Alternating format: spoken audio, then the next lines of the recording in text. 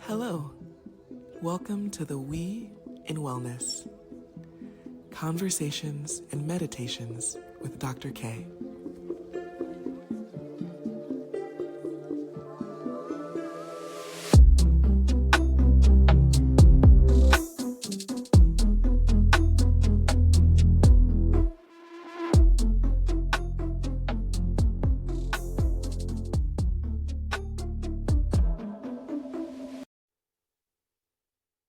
Hi, Ben. Hi, Kay. Nice to see you Hi. again. Thank you. It's nice to see you too. Welcome to the podcast. Thanks for being on. Yeah, thanks for inviting me. It's an honor Yeah, to be here.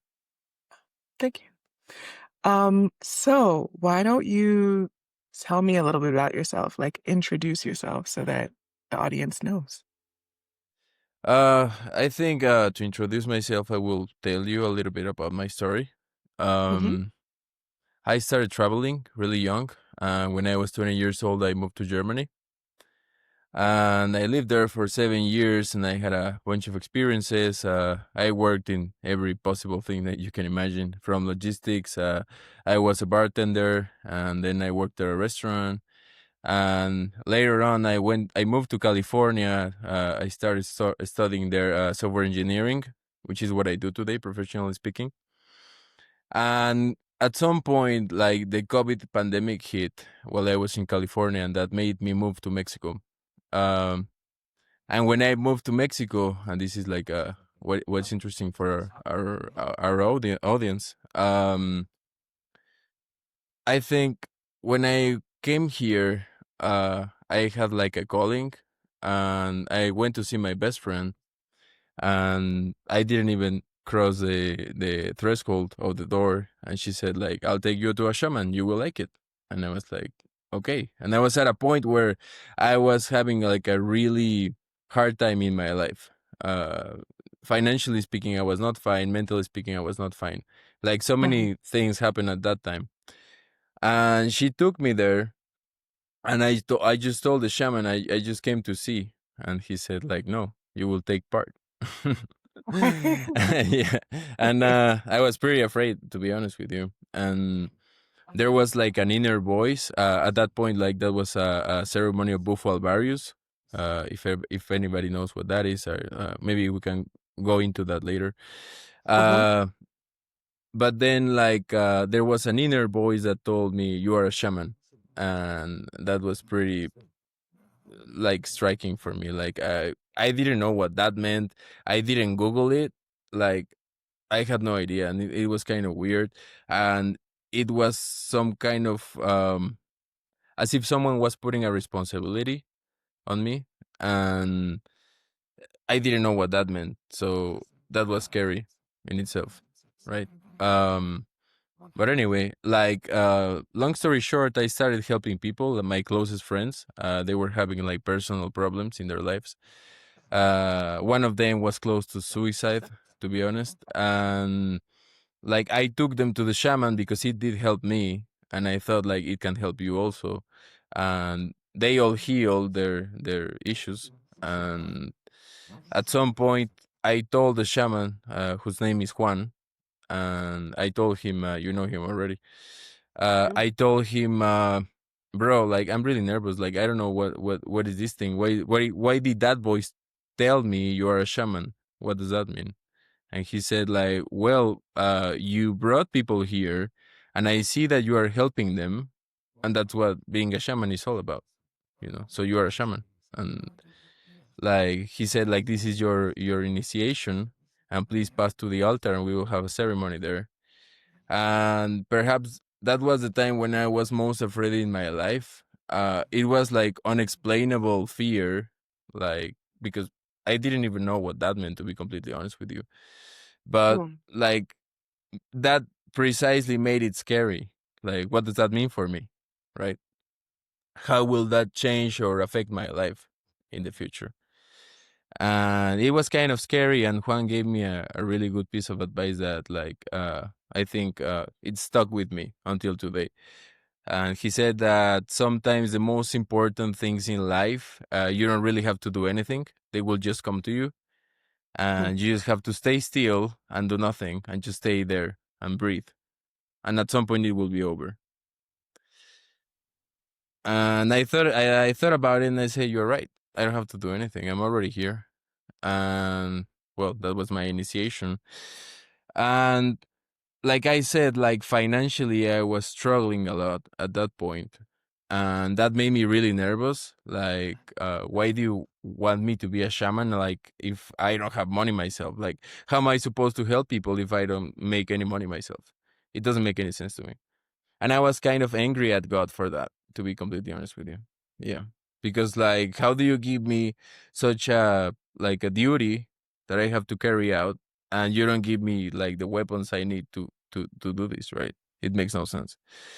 And then I made my vision quest, which was a rite of passage for me, shamanically speaking.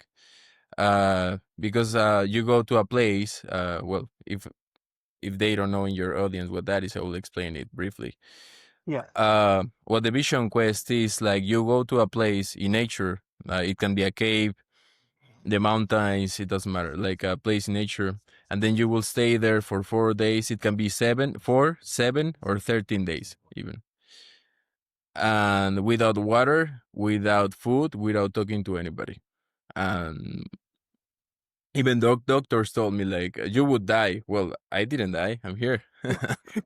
I think the human body can do much more things than we can ever imagine, to be honest, like, because the mind is so powerful that it can affect your body as well, right? Mhm. So anyway, so I made my vision quest, and the purpose of the vision quest is to get a vision, and for that you have to have a question, a particular question. And my question was, what am I how am I going to do this, all this shaman stuff, if you don't give me any money? That was my question. Yeah.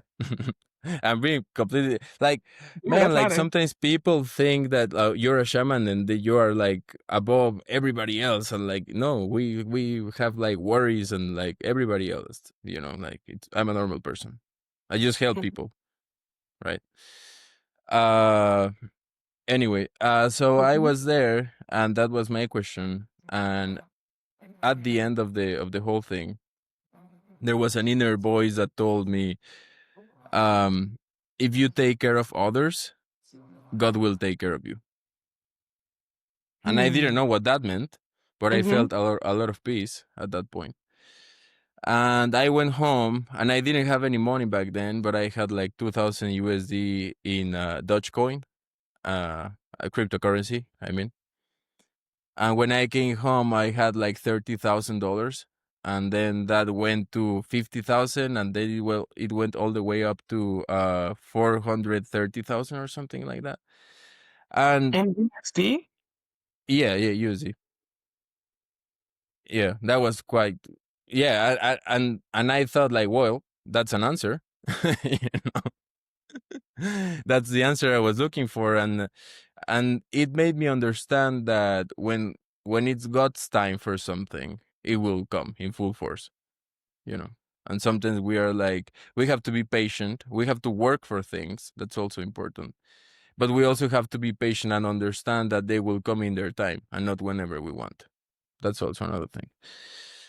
And when we are ready for them, you know. And anyway, so that all those experiences brought me to this, and to help people. I mean, I'm a software engineer. That's what I do. But like, I do help people the other part Yeah, of the time. Yeah. you do. Um, okay, so I know you've mentioned God a lot of times during Hmm. this story, and I'm curious who God is to you. That's an interesting question. Well, religiously speaking, I'm a Hindu, Mhm. and people have a misconception that if you're a Hindu, then you're worshiping different gods. Because we have in Western theology, we think about God like the all, the one, if we could say it like that, right? Mhm. Yeah, And monotheistic. yeah, and in Hinduism, there is a very interesting concept. It's called Saguna and Nirguna, right? What that means is Nirguna. I will explain it briefly. Nirguna means it's the all, which is like the one, which is like the Mhm. Western conception of God, right? And then Saguna is whenever God takes a shape that we can understand to help us. Saguna would be Jesus Christ, for instance. But in Oh, I see. Hinduism, that has happened several times, with Krishna and Ram. And like Saguna is whenever God needs to take a shape to help us and to restore balance, basically. So I do have like a close relationship with these entities, if you will, Mhm. with Vishnu, with Shiva, with the Mexican pantheon, because I grew up close to it, right? We can go into that later, but yeah. but so far, what I want to say is like I believe that there is an Almighty God, like the one, like the Mhm. Western conception. But I do believe that there are different incarnations and different expressions of the one, and they take shape to help us. That's what I believe. Wow. It's in some ways that's very similar to my faith as a Baha'i because we believe in the oneness of God and the oneness of humanity. And then there are different manifestations of God, which might be Jesus Christ or Krishna or Buddha, or, so it encompasses more religions in that way. Um, but similar concept. So that's cool. Yeah. Yeah. Okay. So this is a lot. Like, I feel like you just jumped right into it. I'm a shaman and, Well, I mean, really, like, we will start with full force. That's where people want yeah, to get. Yeah. yeah, you don't hold back, which I appreciate. Okay. So, uh, tell me about a time when you helped someone. Like anytime. Yeah, anytime. Whatever stands out as like, oh yeah, there was this one time. You don't have to tell me all of their business if we're talking about Harmonic Communion, but what Yeah. what is that like for you to be a facilitator? Sometimes like there was like this really interesting episode. She's a psychologist, and she's fine with this. Like she's a professional. Like she tells her own story. So I'm pretty sure like I can tell it too. Okay. Um, so she was having suicidal thoughts at that time, and I suggested like we should take a mushroom. We should make a mushroom ceremony. But some Mm-hmm. people would believe that just taking the mushroom by itself would do the whole thing, and that's not true. Like when you do it in a ceremony, like the shamanic music, all the vibrations, which is like in the Eastern philosophy, they talk about that all the time. So the Mm-hmm. vibrations they lead you into to a particular state of consciousness, and the plant is basically facilitating that connection, right? Yeah. So both things go hand in hand, right? So I suggested like a mushroom ceremony, Mm-hmm. and then she was like a really reluctant to do it in the beginning. Hmm. And I did convince her because she was saying what for, like when people are thinking really negative, they see no way out of it. And no, it doesn't matter which solution you bring to them, it will make no sense to them. And they will say like, no, you cannot help me, it will not help me, because they close themselves, right? And Right. that's the hardest part, right? But I convinced her, and we did go there, and she was feeling fine. But there was an episode where there was a dog, and he had like a shackle here. He He had a had a shackle around shackle him. around his neck, and then he was tied. He was tied next to a tree, and he was like this. And I saw Mm. him, and I felt immediately we have to help him. Like that's Mm. not humane to do that. And I went Mm-hmm. there and I released the dog. And then my friend got so angry because I did that, and she said, "What are you gonna do with the dog?" And I said, "We will take it." Oh. And she got so angry at me. She said, "Like you are supposed to help me, not the dog. Like we are here for me. Why are you helping the dog?" And I said, "Because the dog needs even more help than you, and I will help the dog also. I will help Mm-hmm. you, and I will help the dog." And man, like she had like a catharsis out of it. Like 1 hour she was telling me all her traumas and how they always gaslighted her and Mm-hmm. her feelings. and they never gave importance to what she felt, and there was always something else that was more important. So that was like her wound, and it came up like that because of a dog. Now, just like that dog is a happy dog. I found him a home after that. But Hmm. uh, I guess what I'm trying to say with this is that like not always the ceremonies go as you would think they would do, but that does not mean they will have the intended effect, right? Yep, I can And attest to that. yeah, you know about it. I do. Um, right. So for anyone who does not know, um, Ben was the facilitator in my journey when I did psilocybin mushrooms and Bufo Alvarez, which was a little unexpected because I thought I was going to do ayahuasca. Um, and when I've told some people that part of the story, and they are genuinely concerned for me. Mhm, I've gotten the reaction of, "What do you mean it was switched up? Like that's not how it's supposed to go." And my answer to that is no, I wouldn't wish that for someone else as mhm, like I'm planning this and then oops, surprise, now you're on my retreat and we're doing mhm. something different. I wouldn't do that. Yeah, of But course. for me, I love control. I got a lot of Virgo placements.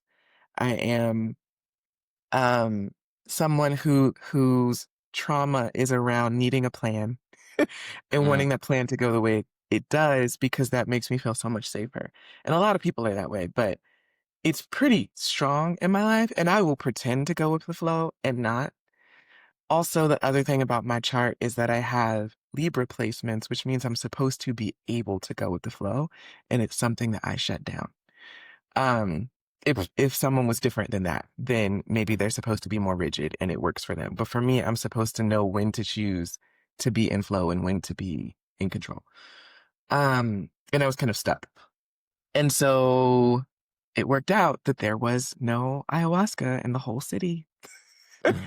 And I found out right before I was going in and I was upset and I was like, "Then how dare you not tell me?"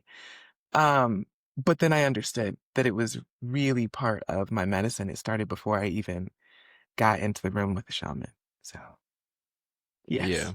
I mean, like, just to give some context, like, it was like a perfect storm. Like, quite literally, like, nothing worked for you to make ayahuasca.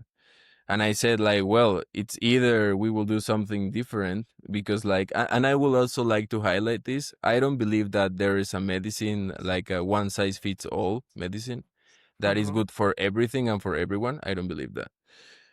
I believe that plant medicine is like normal medicine, and they all have a purpose, and they have their way of healing, of course. And we should think about that and about the patient that we're talking about before even suggesting which medicine we're going to give. And I think that's my personal Mhm. opinion. And so it might not be popular with some people because what I see is that most people they do a ceremony, let's say, of ayahuasca in Florida for 200 people, and they don't even know if this is right for them. Like, honestly, I wouldn't do that. Like, for me personally, it has to be like a personal experience. And I went to India 4 times already. I spent a lot of time there. And I think in the East and here also in Mexico, like the guru or here the shaman, they will always take you out of your comfort zone. And they do it for the better. And they will see what things are bothering you and they will go straight into that. Yes. But it Yes. does help, or you will Uh-huh. tell the audience if it doesn't help. Like, what do No, you it think? does help. It does help. And it was interesting. I was having this conversation with someone who they'd done plant medicine, but not in Mexico. And I was like, I'm pretty sure it's different here. Yeah. Yes, because there's an understanding of what a US culture would be. There's Mhm. places around the globe that cater specifically to folks from the US. Yeah. And then there's, people who are doing their local medicine in ways that they've learned it indigenously.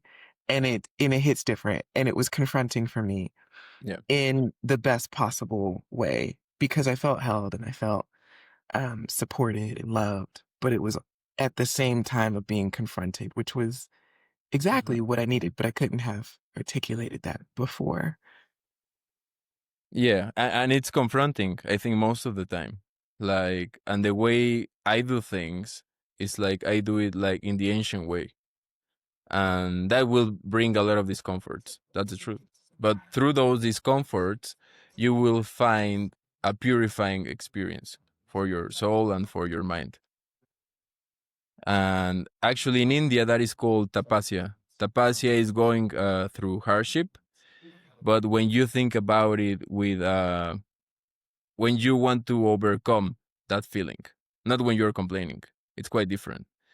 So that gives you spiritual powers, or say so they think in India. Like let's say when you're doing things that are hard for you and you don't like it, but then you do it offering this to God and saying like I will go through this hardship with full strength and I'm here and I'm with you, that will give you powers definitely. Always.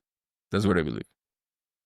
Got you. Yeah, but I want to clarify because you're not saying, or maybe you are, that someone needs struggle like in their life to be spiritual.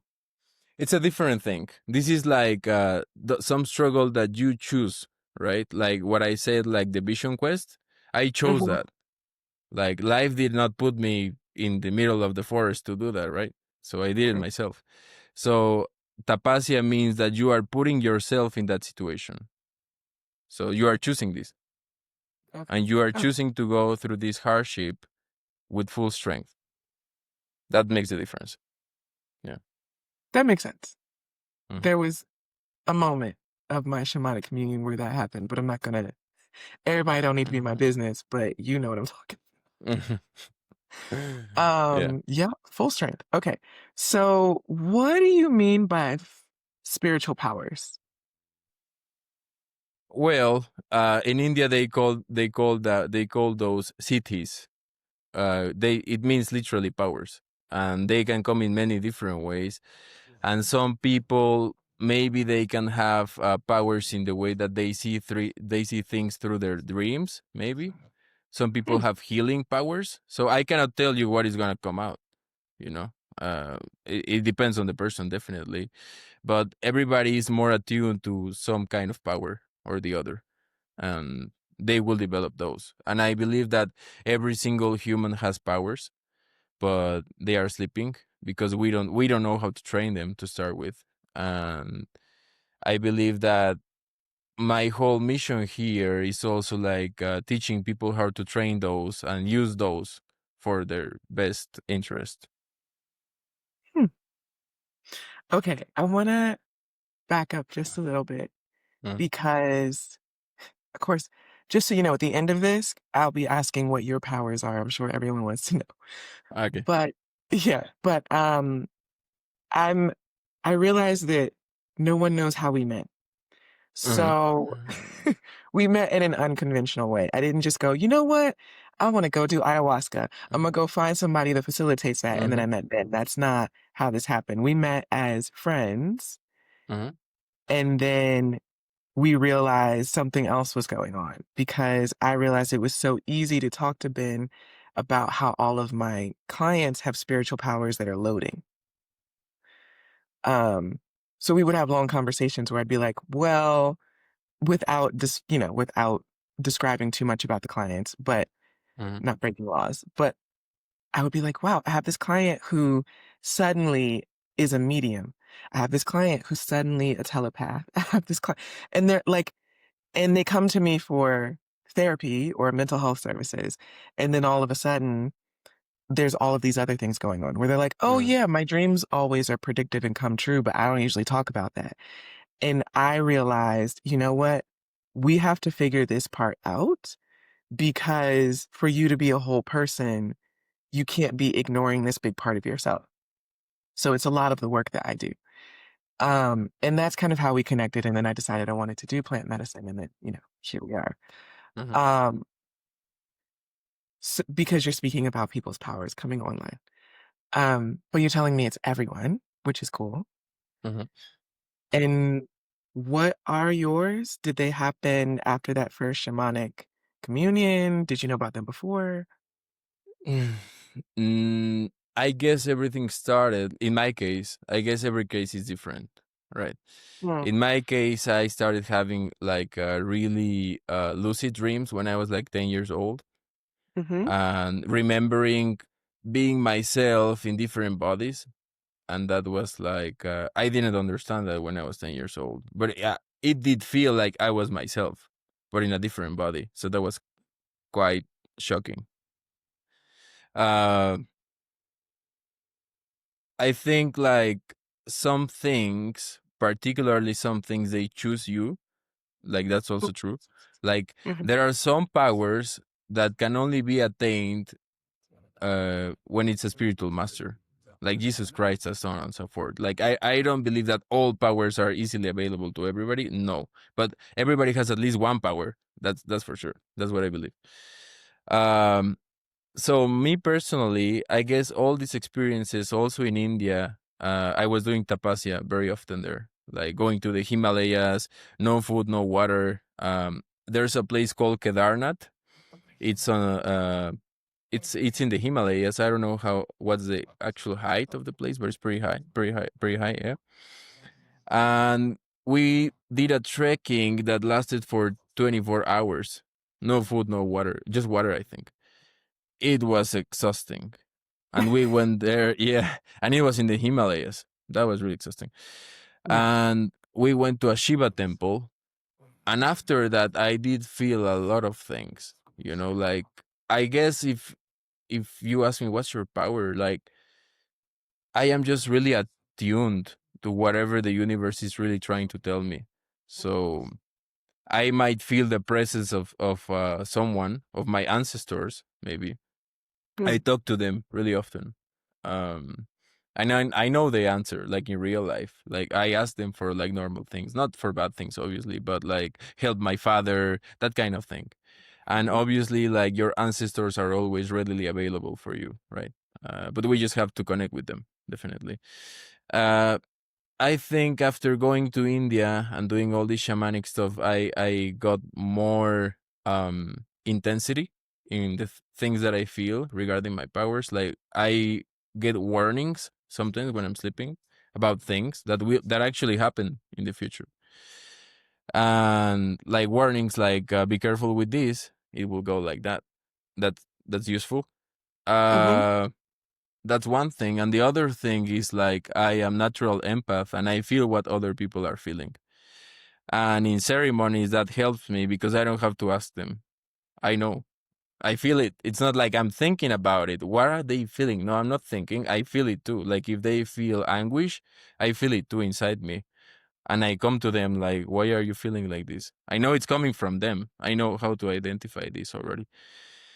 Mm. uh So when people hear powers, they think like you have some laser vision like Superman. No, no, it's not about that. It's like more intuition connected powers, I would say. And those powers are more powerful than like walking or like running really fast. Trust me. If you know how to use those, they are more useful. Yeah. If you can talk to your ancestors and they will give you hints about what's happening and how to help you, that's more useful in real life. So yeah, I don't mean powers like superhero powers, but like powers that are actually useful for everybody, everyday's life. So, feeling what others are feeling. So you know that I'm a therapist and a naturopathic doctor, Mm-hmm. and it is common that someone comes into session and they're like, I feel what others feel. I'm an empath. I have a superpower. And I Mm-hmm. have to be the one who tells them. So that's a trauma response to be hyper alert and aware of Mm-hmm. pattern recognition of what's going on around you so you can stay safe. And you learned it really young. Um, that's like what a lot of people think being an empath is. Mm-hmm. But I have a feeling you mean something a little bit more heightened and different than that. Yeah. Well, I think like we have to, and that takes a lot of time and effort. Learn how to differentiate what Mhm. things are mine and which other things come from outside, and that takes a lot of time to train. And but I know like when it's myself, like I know I am feeling this, or like Mhm. sometimes I went. There was a time I went to India to where one of the most powerful gurus in India used to train his mind. He used to meditate there and do tapasya there, and I did feel like some consciousness entering mine, like invasively. Like that was definitely not me, you know. And that's what I'm trying to say. Like Okay. there are like different instances where you do feel this is not mine, and Mm. I do feel I can perfectly differentiate like this is me and this is the other person, and that's how I know. Like I know this is coming from you. Like why are you feeling this? And I know like I'm not saying this from my ego. I think this is like a tool that God gave me to help them to better understand what they're feeling precisely. And through that, I can tell them exactly what is the best thing to be said in that moment. Right. Mhm. Mhm. It's beautiful. Um, and then I have a question. I mean, you use the example of running really fast is its own kind of power, but having an intuitive gift is a more useful power. Mm. Um, but you're also really athletic. So like, I'm like, Uh-huh. you play rugby. Like, what do you mean? So, is there a relationship between the two?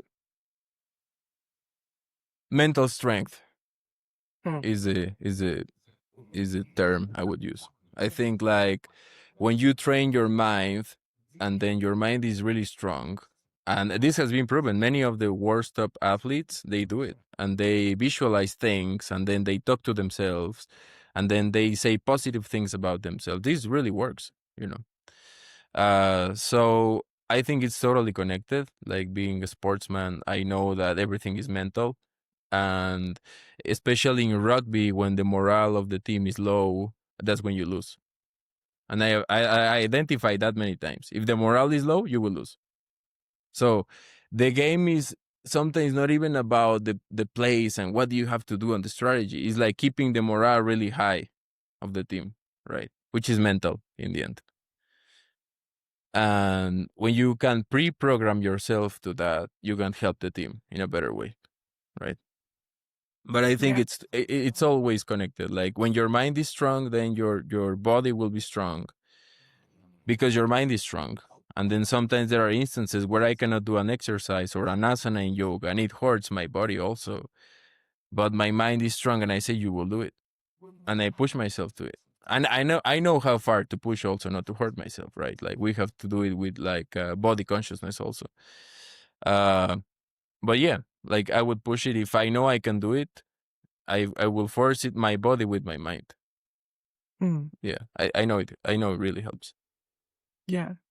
And you also don't push others too far because you've led yoga for me, and then you'll be like, we'll modify this, which I appreciate. Yeah, it's really important. Like I think like people should always go only one step further than they can, right? Mhm. And do Mhm. the things to their 101% only. Do not push them to 200% because either you will break them or they will say I will never do this again, you know. And that's not what you want. If you want them to pursue this, the best thing to do is just like make them feel always encouraged and know that you are with them, and you will push them a little bit, but just a little bit, just enough to make a progress that day. That's always the right measurement. Yeah, that makes sense. So how do you train? You're training your mind, you're training your body. You said you did a lot of training to understand your empathic ability. I've met a lot of people, especially in my work, who say, I I'm becoming aware that I can do this, but I have no idea how to activate this, how to do it safely. How far is too far to push myself? Am I supposed to push? Am I supposed to allow? Like, where are you getting your guidance? Hmm. And how would you provide guidance to someone else on how to get guidance? You know, when you are starting to use your powers, it can get scary many times. Or if you see things, some people see things. If you see things, you can see things that you are not ready for. And that's really scary. right? Like beings that are not from here, that they don't follow any human logic. And what am I saying? You know? Mhm. Uh, so I would say just go just as far as you are comfortable. Like if this doesn't feel fine, stop there. You know, like if it's meant to happen, you will see it anyway. That's my experience. Like these things will follow you, and if you are meant to develop it more, you will have to. So I will not have to tell you. I'm pretty sure about that. So there's like a calling, like I said. But like if it's a general advice, I would say just like go as far as you are comfortable and take it from there. Don't push your like just do 101%. That's my best advice. Okay. All right, I'll pass it along. Um, so where are you right now, and why are you there? Interesting question. I'm here in Malinalco, and Mhm. this is a place I want to tell about the history of Malinalco. That's really Okay. interesting. Yeah. Malinalco's original name was Nyumshu. Malinalco has had so many names. We have archaeological evidence of 5,000 years in this place. So maybe equally old as Egypt or something, like India also, right? So it's really old. Uh, but but one of its ancient names was Nyumshu. It means heart. And the ancients from here, they thought that this is the spiritual heart of Mexico. And I do know, and I do feel that there are different places that the earth has like chakras also, and there are some places where the energy flows better and more intense than in other places. And I felt that in India, here in Mexico. I didn't go to Egypt yet, but people say that they feel that in Egypt as well. So there are some places that are more conducive for these energies, right? And this is one of them. And actually, Malinalco, and I'm like maybe 600 feet away from the archaeological place, and they used to train the best warriors and the most powerful shamans in this place. So this was like the University of Ancient Mexico. And Okay. here in Malinalco, this is where like the statesmen and the best warriors trained and the most powerful shamans, because they thought the ancients from here that Malinal Xochitl, which was like she was the sister of a god, the god of war, and she Mhm. was a witch, and she has really powerful powers. There's a redundancy there, but yeah. Um, and she was really powerful, and she taught the people from Malinalco how to do all these witchcraft things. And always the Aztecs considered that the people from Malinalco were more evolved spiritually than the rest of the people. Hmm. And I'm just trying to say with all of this that there is indeed a really special energy in this place. And that's why we are hosting the retreat in this place as well, because we want to bring that energy. And you have been here and you know that this was a life changing experience. Mhm. And there are some places that you know that you will go there and like I will try to have fun and learn something, of course, but like some places do really change your life for the better. And I do consider this place being one of those places. And it's quite funny also Malinalco, because many times people come and they fall in love with the place, but this place, you already know that Mhm. it's not, when you're an outsider you don't understand that, but this place will keep you here as long as you need it, and then like it will push you away. It's like, and I think it's God in a way. When you're ready, you have to go to your own home and finish your duties there. And in India, it's the same thing with the guru. You cannot stay to live in the ashram forever. There will come a point where you have healed all your wounds and everything, and they will send you home and now help your family. And Mhm. that's like the really tough mission that we all have. You know, like we all want to believe that we have a mission out there and we have to do crazy things in on the other side of the world. And I've been to the other side of the world quite a few times, and I can tell you that it all comes back to help the people around you, and the people that were next to you are always the answer. And that's also the hardest thing to do, because they don't listen to you because you are close to them. And then Like for you here, you might take me seriously as an external person, but if I talk to my own mother, that might be a different story. Will she take me as seriously? I don't think so. Even if I'm right, right? So that's a tough mission that everybody has, like to heal their own lineage. And I would encourage them, like when they have these experiences, do not come here, try to stay here to live forever. That is not gonna solve anything. You have to heal your wounds here and then go home and help the people around you. That's how it works. Yes. Ooh, that part. I mean, and I've heard that about plant medicine journeys. Like, some people say this didn't work for me, it made my life worse. And it's because they've learned something about themselves, about the world, about what they should offer, what they should be of service towards, and then they don't do it. They don't want to change anything about their lives. And yes, it gets worse.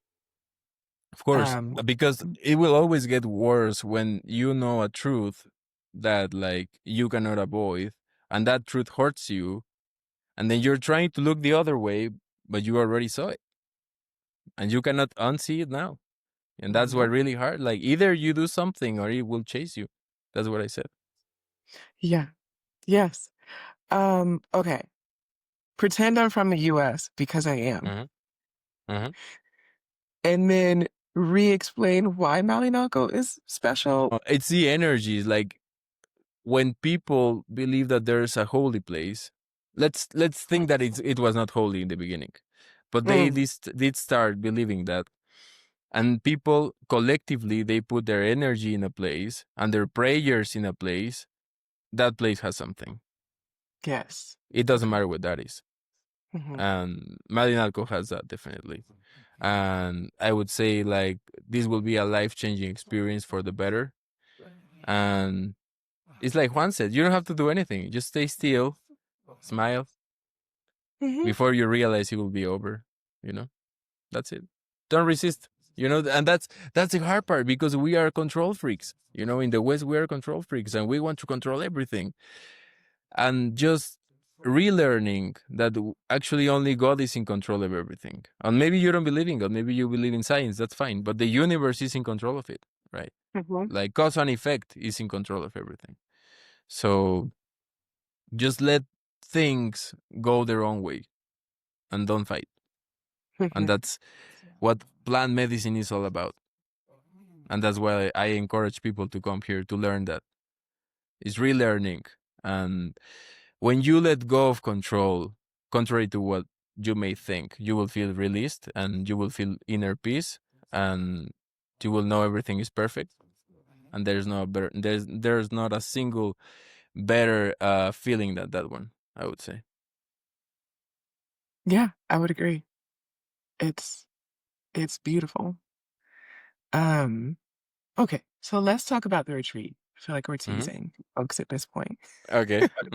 So surprise, Ben is who I'm hosting a retreat with.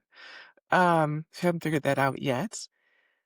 So now you know why we're choosing Malinalco as a location.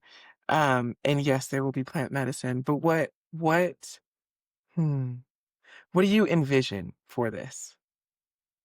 What are your hopes and goals and dreams, or also just allowances?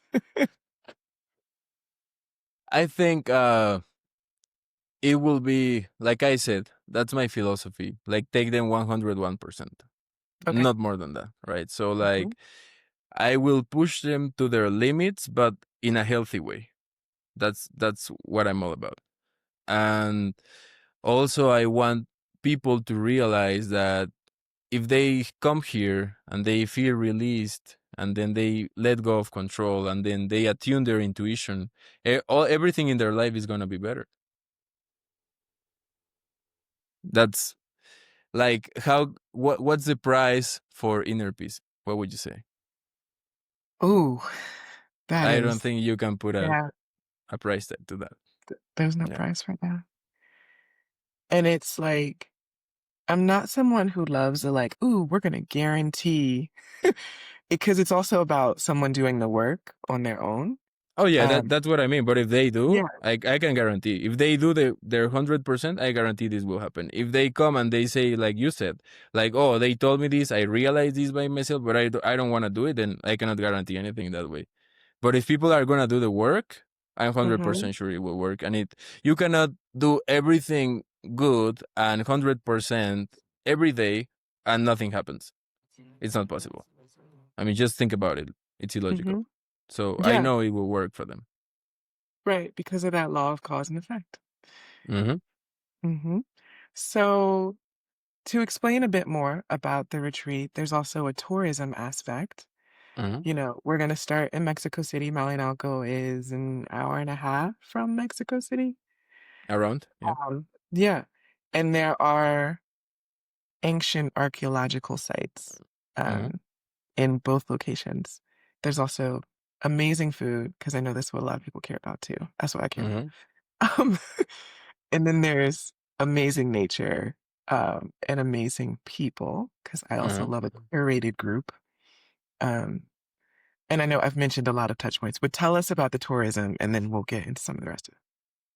The philosophy of that tour, basically, and my philosophy about it is like I want people to experience things as they really are, like from the eyes of the native. Mm, And that's a really different thing. And for that matter, I want to take them to the museum. uh, I will explain for real because like it's a shame, but the History Museum of Mexico City, like they don't say anything in English, and even the signs that it has in Spanish, they don't say practically anything. You don't understand anything from that. You have been there. Uh, yeah. And I'm like, oh, that's pretty. yeah, but you don't Yeah. know what you're seeing, and Hmm. it makes no sense. So I will take them there. I will start from scratch. Like I'm a history enthusiast for all my life, and I know a lot about these things. So I will take them myself, and I will explain them like from scratch. What is Mexico all about from prehistory to today? Because they will be Hmm. here, right? And it's You mean like important I'm also. pre-colonial, yeah? Yeah, and it's Yeah. important to know the place and its people if you are planning to do medicine there, because you cannot disconnect the plants from the people and the place and the history. It's all interlinked, right? Hmm. So there's a tour aspect to that. I will take them to really good restaurants. I will explain them the real not really conventional history, but the one that I find to be more true, if you could say it like that. If there's like a Hmm. true history, of course. Uh, but yeah, like the one that we envision here in Mexico itself, not the one that like an American writer is telling you out there. And it's a very different history. And whenever I go to a place, I always try to listen to the history from the eyes of the natives. Hmm. And that's more interesting because like if you come externally you will not know how to interpret so many things, right? So Agreed. You'll yeah. interpret it wrong because you'll use your own cultural lens. It's happened throughout history around the world. And the reason I trust you with this isn't just because I'm like, oh, he's my friend. This is fun. It's because you you speak so many more languages than others. So I know you're able to understand things from a more native lens. And then you're also Mexican. So I wouldn't necessarily be like, tell me about Berlin, even though you live there. I haven't. You can. Um, but this specifically is like peak, a peak use of all of your touring, tour guiding talents. So I'm excited about Yeah, yeah, they will definitely have fun, and like we will eat some amazing food. I'm a foodie myself, and I know all the good spots in Mexico City, so they will not suffer from the food, all it. the Yeah, contrary. same. Right. And then because I am a naturopathic doctor, we're also going to make sure that the diet is clean enough. I mean, Ben is vegetarian, so it's clean in that way. But Hmm. the diet will be clean enough um, to prepare for plant medicine, which I'm excited about organizing. There's also going to be an aspect of medical care in the Hmm. sense of like I'll be looking at people's labs if they want me to. I'll be making sure that any contraindications based on any supplements that you're on or pharmaceuticals you're on or not, contrary to anything that we're doing. So there's that.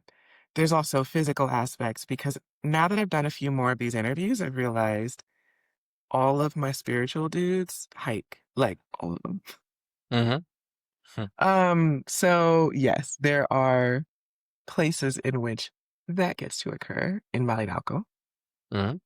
hmm Um, there's Tamascal, um, which is, wait, what do the normies call it again? um, What do you mean? no, I'm like, wait, translate. Tamascal is a, Like a sauna. I would oh say it's yeah, a yeah. Oh, sauna. sweat lodge. That's the word I needed. All Sweat right. lodge. So Just like a that's sauna. perfect. Yes. There we go. Um, But yeah. it's a ritual. It's a ritual one. It's very different. It's hmm we have to understand like the main principle behind all the woo woo stuff. Like when you put your mind into something and your intention into things, that will definitely alter the outcome of everything. So if you enter a normal sauna, like on a maybe on a bodily perspective, it can be healing. I'm not saying it's not. But if hmm you do it from a ritual perspective, it can be healing for your mind also. Like it goes to another dimension. It's exactly the same things with like shamanic medicine and like shamanic chanting.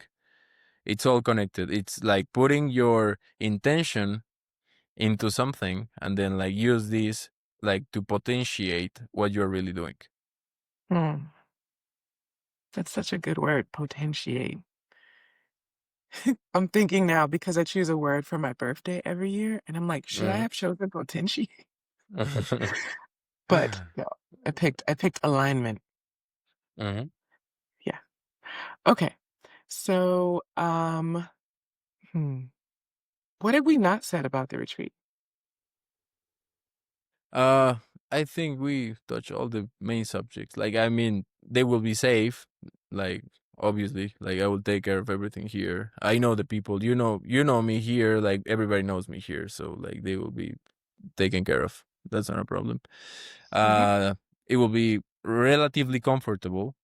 I mean, relatively because like the bed might be comfortable, but if the whole experience is taking you to your limit, then sometimes it might be a little discomfort, but you will hmm be fine. I will be with you, and Kay will be with you also, so everything will be fine. Yeah. I learned that I hear that phrase from Ben a lot when I'm in uncomfortable situations. You're like, everything's gonna be fine. And then Yeah. I'm like, ah, just Mhm. because, if it's medicine or lack of control of a particular thing, or so I know exactly what you mean. And the answer is yes, everything actually is fine. He's not Yeah. wrong. Yeah, that's a perfect way to describe it. Um, yeah, I think that is most of it. Of course, there'll be details of how to contact me. You'll be able to look at the website and all of that. Oh, there's like we forgot about the Mayan kings. That would be important to mention. Uh, yeah.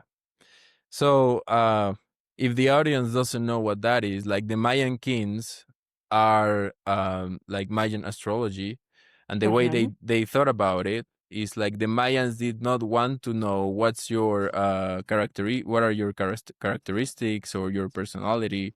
They wanted to know what's your spiritual level, and it's a very different thing, right? So they had a scale from 1 to 20, like, and it's not no good and wrong, right? Like it's like if you're a baby or an old person, that's not your fault.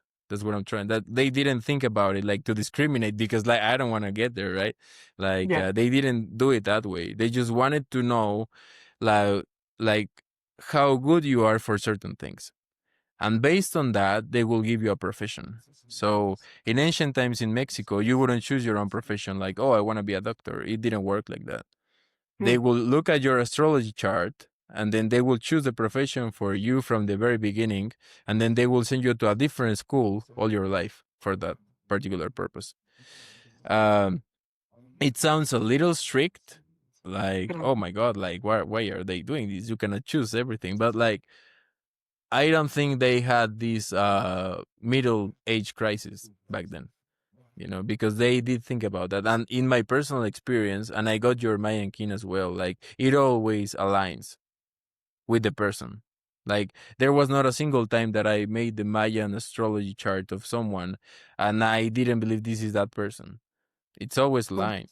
So like they were not wrong. And the Mayans were the most advanced astrologers and astronomers back in ancient times. So yeah, I think that will be really interesting. I will get the Mayan kin for the people that will be the retreat, Mm-hmm. and we will have a session on that, and it will Mm-hmm. be really enlightening, I'm sure. Yes. Okay. I'm glad. There's so much more. I'm realizing how much we didn't say. It's coming to me now. But Uh-huh. yes, the Mayan can will be very cool. Um, because I was surprised by mine. And then it also made sense from a completely non Western astrology way. Hmm. It's completely different way in that is still super useful. Well, is of course very useful is the way I should say that. Hmm. Um, but there will also be sessions during the retreat. So when it comes to shamanic medicine, I will not be administering. I will be holding space while we're there, but I'm not. We call on Shaman Juan for that. Like he's the expert.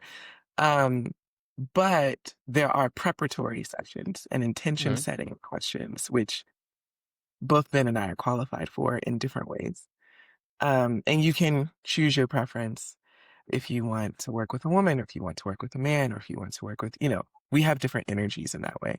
Hmm. And then also, of course, there's follow-up support and integration as well.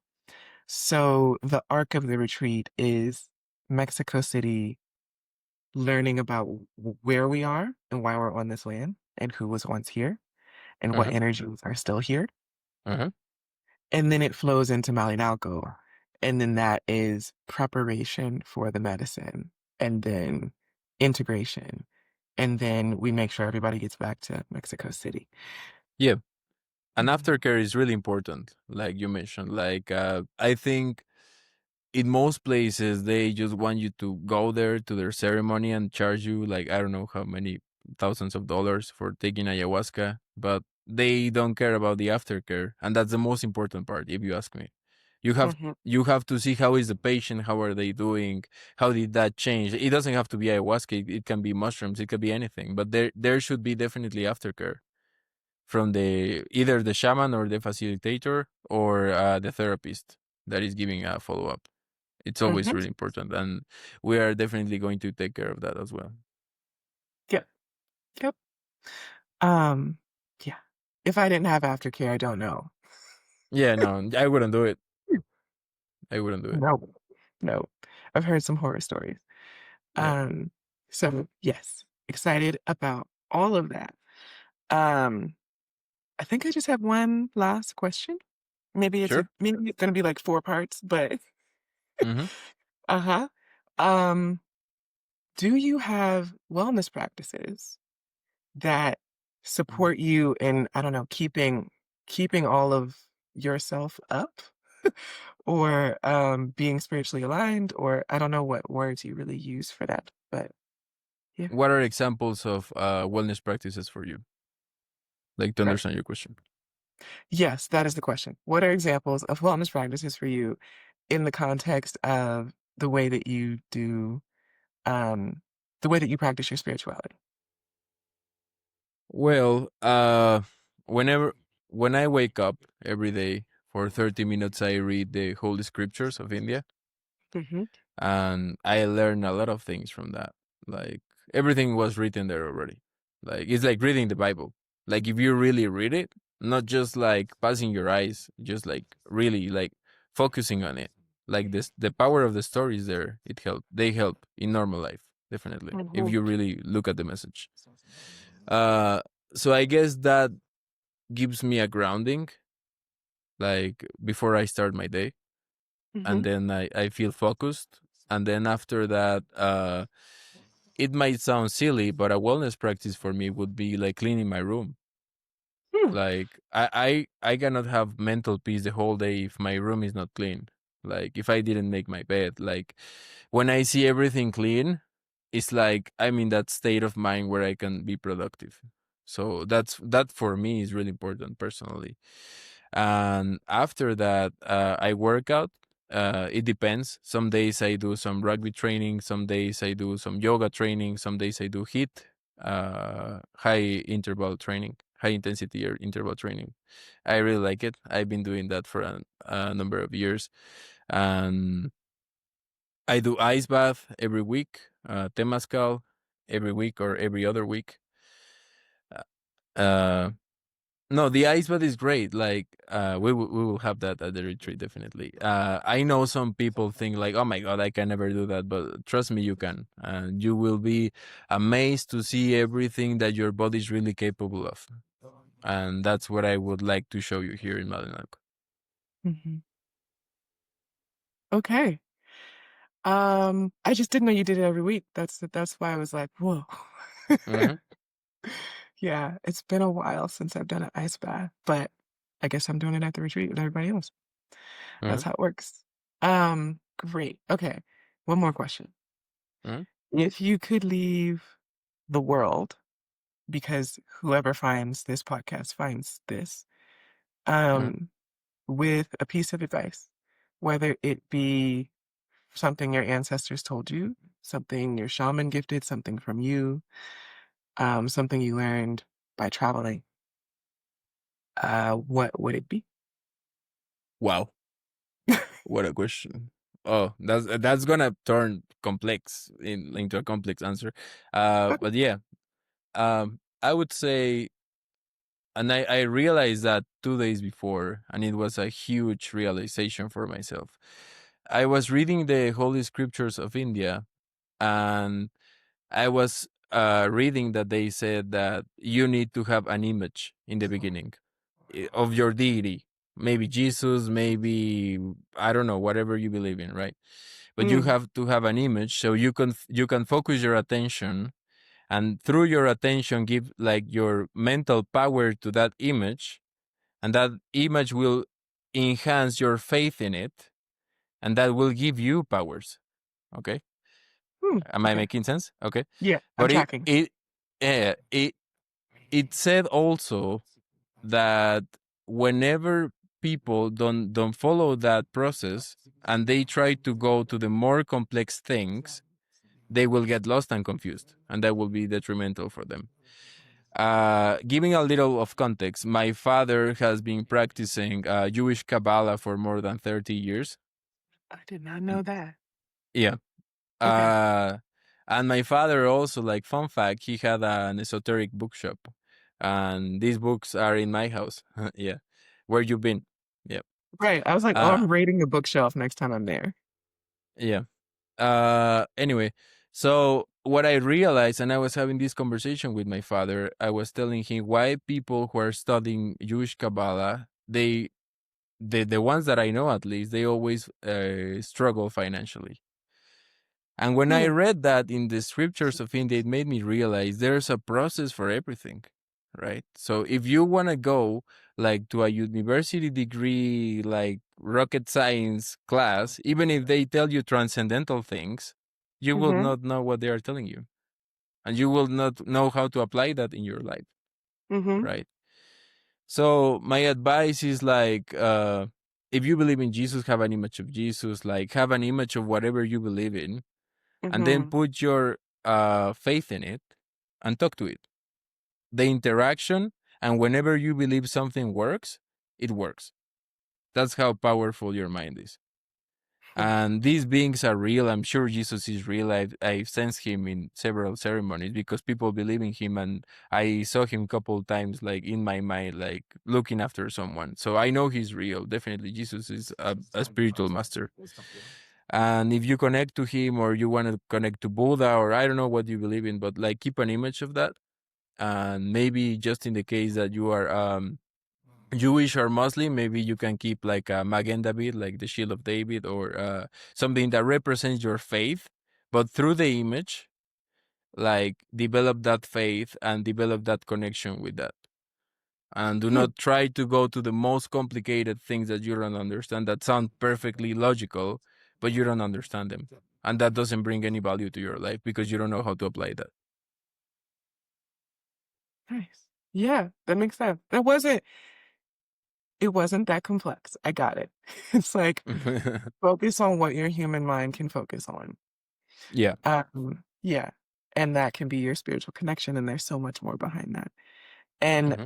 people probably have no idea, but I wear these all the time. They are nine-pointed stars, which Hmm. is it's getting blurry. There we go. Which is one of the symbols of the Baha'i faith. And then I wear this all the time, which has symbols from all of the faiths, including the star. But it also has, because Baha'is believe in the connection of all those world religions. So I have mine in that way. Hmm. Um, so I would agree. So I have a Mayan tarot deck, Hmm. which we get to use today, which I'm very excited about. Um, no one else gets the Mayan cards but Ben, actually. Okay. So this is a card pull for the collective based on our conversation and based on the advice that you just offered. Hmm. So if you hear the pulling, that's what's happening. Hmm. Okay. I'm gonna pull two. I'm excited. Yeah, as you should be. I'm gonna pull more than two because so many just flew out. Okay. Oh, of course, that makes sense. Hopeless. Oh, no, I'm making it so ominous. So ominous. Okay. All right. Whew. I gotta think really hard about it. This isn't a deck I use all of the time, and the symbols are completely different. So I'm also looking at them like, wait, what is so unlike me? It's Okay. all new, Well, yeah. yeah, it's all new because I've used this deck like three times. But I figured it out. We have because I'm also trying to count because they use Mayan numbers. So this is the Page of Swords. Mhm. Okay. We also got the Knight of Swords, which in this Well, deck is the Warrior, right? Um, I don't want to get this wrong. This is a you will not. 19. This is the Sun. This is the Sun card. I How? had to know how to count in Mayan because the lines are five and then there's dots. It's 19. Mhm. So, okay, I'm gonna go through what these mean. Um, the Page of Swords is all about focus.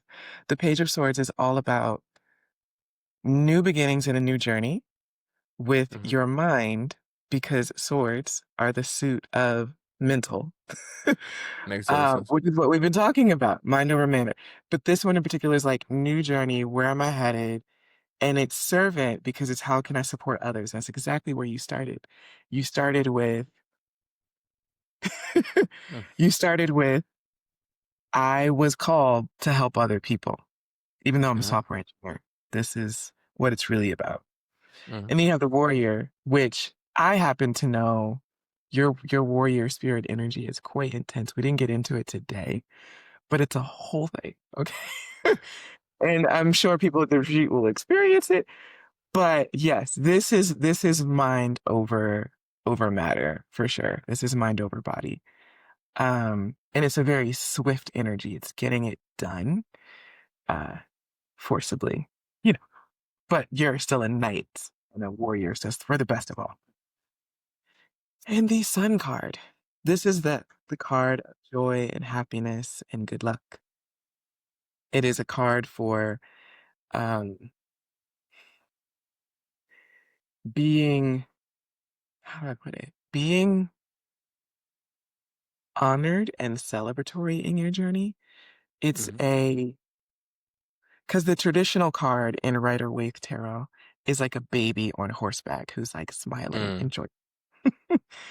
Uh, so there's also this youthfulness to it. There's this jubilant energy. Yeah, that's the word I want to use. And so this for me represents the how you feel when you go into spiritual spaces, like when it's Uh, done. Because I know that when you're in it, sometimes it's like, but when uh, it's done, there's this, there's a feeling that is irreplaceable and yeah. hard to duplicate. It's this.